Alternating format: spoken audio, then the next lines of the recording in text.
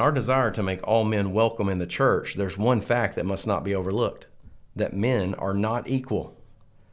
There's a danger of embracing the modern political doctrine of egalitarianism, a doctrine which is thoroughly unscriptural. And so, there's all these examples. I mean, you could go throughout the scripture probably in each passage and just point out an example of egalitarianism not being true from what the Bible's saying. I mean, it would be hundreds and hundreds of examples of it. Yeah, when you read this quote from E.J. Young, I immediately thought of our study in Proverbs this last year with our youth group here at church. And if in fact men are equal, which we understand that they're not, and that's the thesis of this discussion and podcast, but if in fact they were, then everything that Solomon talks about in Proverbs wouldn't be relevant or relatable or true. There would be no good or evil. There would be no distinction between a wise man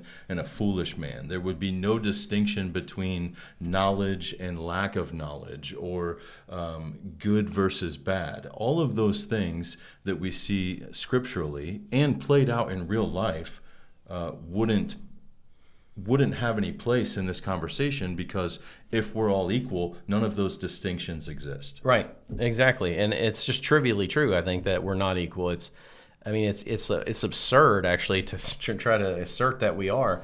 And yet, that is what our society does. And look at the absurdity our society has become with the transgenderism, the people who think that they're cats and dogs and want to have a litter box in the school or whatever.